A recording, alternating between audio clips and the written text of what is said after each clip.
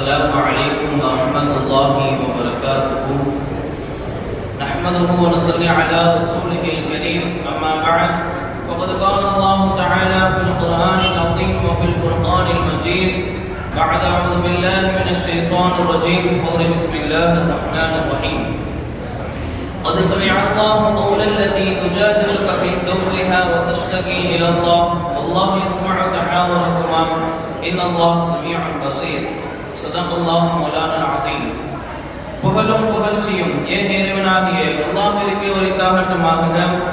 அவனுடைய சலாமும் சமாதானமும் கண்மணி நாயகம் ரசூலுல்லாஹி ஸல்லல்லாஹு அலைஹி வஸல்லம் அன்னவர்களின் மீதும் அன்னவர்களின் அடிச்சுவற்றினை பின்பற்றி வாழ்ந்து மறைந்த உத்தம சத்திய சஹாபாக்கள், தாபிஈன்கள், தாபிஈன்கள், நாதாக்கள், ஷுஹதாக்கள், சாலிஹீன்கள் இன்னும் நம் அனைவர் மீதும் என்றென்றும் நின்று நிலவட்டுமாக. ஆமீன். கண்ணியத்திற்குரியவர்களே, அல்லாஹ் சுப்ஹானஹு வ தஆலாவுடைய மகத்தான கிருபையினால் 24ஆம் தராவீஹுடைய தொழுகையை தொழுதுவிட்டு இங்கு அமரக்கூடிய தௌஃபீக்கினை கொடுத்திருக்கின்றான். அல்ஹம்துலில்லாஹ். இன்று ஓதப்பட்ட இறை வசனங்களிலிருந்து அல்லாஹ் சுப்ஹானஹு வ தஆலா நிறைய விஷயங்களை நம்ம மனிதனுக்கு படிப்பனையாக சொல்லி காட்டுகிறான். அல்லாஹ் சில பெண்களை குறித்து தன்னுடைய குர்ஆனில் குறிப்பிட்டு சொல்லி காட்டுகிறான். அல்லாஹ் சுப்ஹானஹு வ தஆலா எப்படி மரியம் அலைஹிஸ்ஸலாத்து வஸ்ஸலாம் அவர்களை தன்னுடைய குர்ஆனில் குறிப்பிட்டு இருக்கிறானோ, எப்படி ஃபிரௌனுடைய மனைவி ஆசியா அம்மையார் அவர்களை பற்றி தன்னுடைய குர்ஆனில் தெரிவித்திருக்கிறானோ, அந்த வரிசையில் 2 பெண்களை அல்லாஹ் சுப்ஹானஹு வ தஆலா குறிப்பிட்டு காட்டுகிறான். ஹஸ்ரத் உமர் ரலியல்லாஹு ஆட்சி காலம் நடக்கிறது. அந்த நிலையில் ஹஸ்ரத் உமர் ரலியல்லாஹு அவர்கள் தன் தோழர்களோடு நகரோலம் வந்து கொண்டிருக்கிறார்கள். இடையில் ஒரு மூதாட்டி வந்து ஹஸ்ரத் உமர் ரலியல்லாஹு அவர்களுக்கு உபதேசம் செய்கிறார்கள். மிக நீண்ட நேரம் உபதேசம் செய்கிறார்கள். இதையெல்லாம் பார்த்த அந்த நபித்தோழர்கள் எல்லாம் சொன்னார்கள், இந்த மூதாட்டியுடைய பேச்சை கேட்பதற்கா ஒரு நாட்டினுடைய ஜனாதிபதி இவ்வளவு நேரம் நிற்க வேண்டுமா என்று அந்த தோழர்கள் எல்லாம் கேட்டார்கள். அதற்கு உமர் ரலியல்லாஹு சொல்லி காட்டினார்கள், இடையில் தொழுகையுடைய நேரம் மட்டும் இல்லை என்று சொன்னால் இவருடைய பேச்சை கேட்பதற்கு, இந்த வயதான இந்த பெண்மணியுடைய பேச்சை கேட்பதற்கு நான் இரவு வரை நின்றிருப்பேன் என்பதாக சொன்னார்கள். அவர்கள் யார் தெரியுமா? படைத்த இறைவனே இவர்களுடைய பேச்சை கேட்டார். இந்த உமர் கேட்க மாட்டாரா என்று தன் தோழர்களை பார்த்து உமர் ரலியல்லாஹு அவர்கள் சொல்லி காட்டினார்கள். யார் அந்த பெண்மணி? அல்லாஹ்வே அவருடைய பேச்சை கேட்டிருக்கிறான் என்று சொன்னால் எவ்வளவு சிறப்பு வாய்ந்த ஒரு பெண்மணி. அந்த பெண்மணி யார் என்று சொன்னால் ஹவுலா பின்த் ஸஅலபா ரலியல்லாஹு அன்ஹா அவர்கள். இவர்களும் இவருடைய கணவராகிய அவுஸ் பின் சாமித் ரலியல்லாஹு அவர்களுக்கு இடையில் ஒரு சிறிய தகராறு ஏற்படுகிறது, சிறிய சண்டை ஏற்படுகிறது.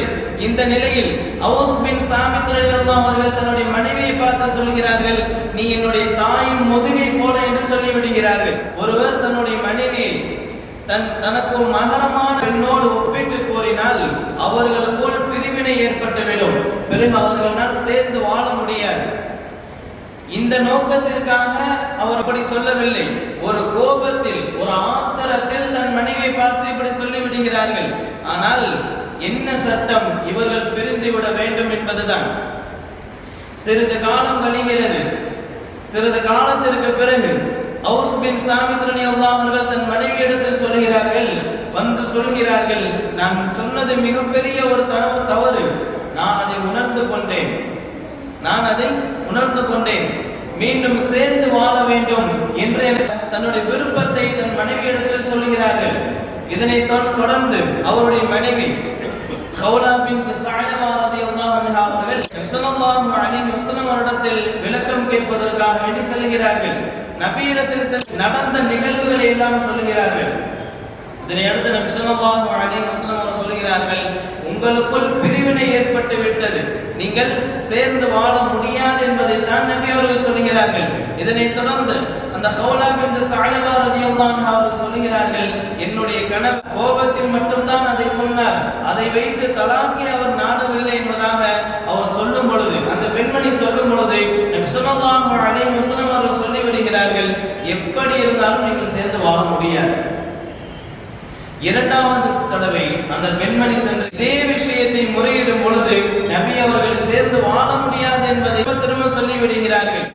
மூன்றாவது முறையாக நபியிடத்தில் வந்து சொல்கிறார்கள், நான் ஒரு வயதான பெண்மணி, குடும்பத்தில் யாரும் எனக்கு ஆதரவாக கிடையாது, எனக்கு சிறிய பிள்ளைகள் இருக்கிறார்கள், என்னுடைய அந்த பிள்ளைகளை என் கணவனிடத்தில் நான் ஒப்படைத்தால் அவர்கள் வீணாகி விடுவார்கள், அதே சமயத்தில் என்னிடத்தில் நான் வைத்துக் கொண்டால் அவர்கள் பசி பட்டினியால் வாடி விடுவார்கள், இப்படிப்பட்ட ஒரு இக்கட்டான சூழ்நிலையில் இருக்கிறேன் என்பதாக நபியிடத்தில் மீண்டும் வந்து கேட்கும் பொழுது நபி ஸல்லல்லாஹு அலைஹி வஸல்லம் அவர்கள் சொல்கிறார்கள், உங்களுடைய விஷயத்தில் அல்லாஹ் எந்த ஒரு தீர்வையும் சொல்லவில்லை, இதுவரைக்கும் எந்த ஒரு தீர்வையும் அல்லாஹ் வஹியாக இறக்கவில்லை என்பதாக சொல்லிவிடுகிறார்கள்.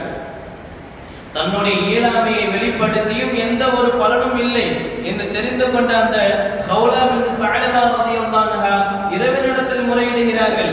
என்ன சொல்லுகிறார்கள்? அல்லாஹ்விடத்தில் முறையிட்டு சொல்கிறார்கள், துஆ செய்கிறார்கள், என்னுடைய இந்த பிரச்சனைக்கான தீர்வை உன்னுடைய நபியின் நாவில் இருந்து வெளிப்படுத்து என்பதாக துஆ செய்கிறார்கள், அழுது துஆ செய்கிறார்கள். இந்த துஆ அல்லாஹ்வுடைய அர்ஷை தட்டியது, அல்லாஹ்வுடைய கவனத்தை ஈர்த்தது. இதனை தொடர்ந்து அல்லாஹ் வசனங்களை இறக்கினார். قد سمع الله قول التي تجادلك في زوجها وتشتكي الى الله. அல்லாஹ் திட்டவட்டமாக இந்த பெண்மணியுடைய அந்த பேச்சை செவிமடுத்து விட்டான் என்று அல்லாஹ் குர்ஆனை இறக்கினான். அதனை தொடர்ந்து நபியும் இந்த பெண்மணியும் பேசிக்கொண்ட அந்த நிகழ்வையும் நான் செவிமடுத்து விட்டேன் என்பதாக அல்லாஹ் கூறுகிறார். இதனை தொடர்ந்து இந்த பிரச்சனைக்கான தீர்வு என்ன என்பதையும் அல்லாஹ் குர்ஆனில் தொடர்படியாக அதை இறக்கினான். தொடர்ந்து இந்த பெண்மணிக்காக வேண்டி 4-5 வசனங்களை அல்லாஹ் இறக்கி இருக்கின்றான். அந்த வசனத்தில் அல்லாஹ் என்ன தீர்வை சொல்கிறான் என்று சொன்னால், இவர்கள் மீண்டும் சேர்ந்து வாழ வேண்டும் என்று சொன்னால் முதலில் ஒரு அடிமையை உரிமை விட வேண்டும். இதற்கு இயலவில்லை என்று சொன்னால் 60 நாட்கள் தொடர்படியாக நோன்பு வைக்க வேண்டும்.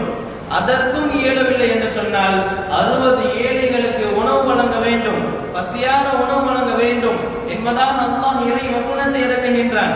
இந்த மூன்றில் ஒரு விஷயத்தை செய்து சேர்ந்து வாழலாம் என்பதாக அல்லாஹ் சுப்ஹானஹு வ தஆலா இறை வசனத்தை இறக்கினான். அவர்கள் அல்லாஹ்வின் பக்கம் சார்ந்தவர்களாக இருந்தார்கள். இதனை தொடர்ந்துதான் இந்த பெண்மணியின் குறித்து அல்லாஹ் இறை வசனத்தை இறக்கினான். இரண்டாவது பெண்மணி யார் என்று சொன்னால் உம்மு சுலைம் ரலியல்லாஹு அன்ஹா அவர்கள். அபூ தல்ஹா ரலியல்லாஹு அன்ஹாவுடைய மனைவி தான் உம்மு சுலைம் ரலியல்லாஹு அன்ஹா அவர்கள்.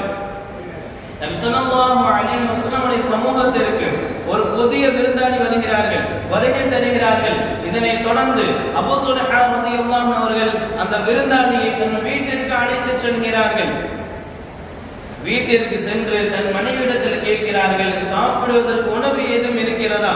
நம்ம இடத்துல ஒரு புதிய விருந்தாளி வந்திருக்கிறார்கள், நபி அவர்கள் அனுப்பி வைத்திருக்கிறார்கள், உணவு ஏதேனும் இருக்கிறதா என்று கேட்கும் பொழுது உம்மு சுலைம் ரலியல்லாஹு அன்ஹா சொல்கிறார்கள், நம்முடைய குழந்தைகளுக்கு மட்டும்தான் உணவு இருக்கிறது என்பதாக சொல்லிவிடுகிறார்கள். இதனை அடுத்து அந்த புதியதாக வந்த அந்த விருந்தாளியை கௌரவப்படுத்த வேண்டும் என்ற நோக்கில் அந்த உம்மு சுலைம் ரலியல்லாஹு அன்ஹா அவர் சொல்லுகிறார்கள், நான் எப்படியாவது சமாளித்து நம்முடைய குழந்தைகளை தூங்க வைத்து விடுகிறேன், நீங்கள் அந்த விருந்தாளிக்கு விருந்து உபசரியுங்கள், அவர் நல்ல முறையில் ஒன்றுவிட்டு செல்லட்டும் என்பதாக உம்மு சுலைம் ரலியல்லாஹு அன்ஹா அவர்கள் இரவில் இந்தவாறு ஒரு விஷயத்தை கொடுக்கிறார்கள். இதனை அடுத்து அந்த விருந்தாளி சாப்பிட்டுவிட்டு சென்று விடுகிறார்கள், திருப்தியாக சென்று விடுகிறார்கள். இவர்கள் செய்த அந்த ரகசியமான அந்த தியாகத்தை அல்லாஹ் குர்ஆனில் பதிவு செய்கிறான். அதுவும் இன்று ஓதப்பட்டதுதான். அல்லாஹ் சொல்லுகின்ற வார்த்தை, வல்லதீன தபவ்வஉத் தார வல் ஈமான மின் கப்லிஹிம் யுஹிப்பூன மன் ஹாஜர இலைஹிம் வலா யஜிதூன ஃபீ சுதூரிஹிம் ஹாஜதன் மிம்மா ஊது வ யுஸிரூன அலா அன்ஃபுஸிஹிம் வலவ் கான பிஹிம் ஹஸாஸா வமன் யூக ஷுஹ நஃப்ஸிஹி ஃபஉலாயிக ஹுமுல் முஃப்லிஹூன். ஒரு பெரிய ஆயத்தை அல்லாஹ் இவர்களை குறித்து, இந்த உம்மு சுலைம் ரலியல்லாஹு அன்ஹா அவர்களை குறித்து அல்லாஹ் இறை வசனத்தை இறக்கினான். அதில் அல்லாஹ் என்ன சொல்கிறான் என்று சொன்னால், ஹிஜ்ரத் செய்து வந்தவர்களை அவர்கள் நேசிக்கிறார்கள், அவர்களுக்கு ஏதேனும் கொடுக்க நாடினால் எந்த ஒரு தாழ்வும் இல்லை என்பதை அல்லாஹ் சொல்லிவிட்டு சொல்லுகிறான். தமக்கு வறுமை வந்த போதும் அவர்கள் என்ன செய்கிறார்கள்? முற்படுத்துகிறார்கள். தன்னிடம் இருந்த அந்த பொருட்களை கொடுக்க முற்படுத்துகிறார்கள். என்று சொல்லிவிட்டு அல்லாஹ் சொல்லக்கூடிய வார்த்தை وَمَن يُوقَ شُحَّ نَفْسِهِ فَأُولَٰئِكَ هُمُ الْمُفْلِحُونَ. யார் கஞ்சத்தனத்திலிருந்து காக்கப்பட்டாரோ பாதுகாக்கப்பட்டாரோ அவர்தான் வெற்றி பெற்றோர் என்பதாக அல்லாஹ் சுப்ஹானஹு வ தஆலா இறை வசனத்தை இறக்கினார். இந்த இறை வசனம் உம்மு சுலைம் ரலியல்லாஹு அன்ஹா அவர்களை குறித்து தான் இறங்கியது. இப்படி இரண்டு வசனங்களும் இரண்டு தரப்பில் இரண்டு சம்பவங்களும் இரண்டு பெண்மணிகளை குறித்து இறங்கியது. இதிலிருந்து நாம் தெரிந்து கொள்ள வேண்டிய விஷயம் என்னவென்று சொன்னால், முதலாவது ஹவுலா பின்த் ஸஅலபா தன்னுடைய கணவரை மிகவும் நேசித்தார்கள். எப்படியாவது சேர்ந்து வாழ்ந்து விட வேண்டும் என்று நேசித்தார்கள். இதே நேசம்தான் பெண்களுக்கு இருக்க வேண்டும். அதைத்தான் இஸ்லாம் நமக்கு வலியுறுத்தி சொல்கிறது. இரண்டாவது, எல்லா விஷயமும் அல்லாஹ்வை கொண்டுதான் அவர்கள் நாடி இருந்தார்கள். அல்லாஹ்வின் மீது முழு நம்பிக்கை வைத்திருந்த காரணத்தினால் அல்லாஹ் இறை வசனத்தை இறக்கினார். அவர்களுடைய அந்த பிரச்சனைக்கான தீர்வு உலகத்தில் கிடைக்கவில்லை, மாறாக அல்லாஹ் இறக்கினான் அவருடைய பிரச்சனைக்கான தீர்வை. இரண்டாவது, விருந்தாளிகளை நாம் உபசரிக்க வேண்டும். அதனை வைத்துதான் உம்மு சுலைம் ரலியல்லாஹு அன்ஹா அவர்களை பற்றி அல்லாஹ் சுப்ஹானஹு வ தஆலா இறை வசனம் இறக்கினார். அதற்கெல்லாம் முழுமையான காரணம் அவர்கள் செய்த அந்த ரகசியமான தியாகம். தன்னிடத்தில் இல்லை என்று சொன்னாலும் விருந்தாளிகளுக்கு உபசரித்தார்கள். அதனை வைத்துதான், அந்த தியாகத்தை வைத்துதான் அல்லாஹ் சுப்ஹானஹு வ தஆலா இறை வசனத்தை இறக்கினார். நாமும் அதே போன்றுதான் இருக்க வேண்டும். அல்லாஹ் சுப்ஹானஹு வ தஆலா அந்த இரண்டு பெண்மணிகளை போன்று நம்முடைய பெண்களை அல்லாஹ் ஆக்கி தந்தர் புரிவானாக. வாஹிரு தஅவானா அல்ஹம்துலில்லாஹி ரப்பில் ஆலமீன். அஸ்ஸலாமு அலைக்கும் வ ரஹ்மத்துல்லாஹி வ பரகாத்துஹு.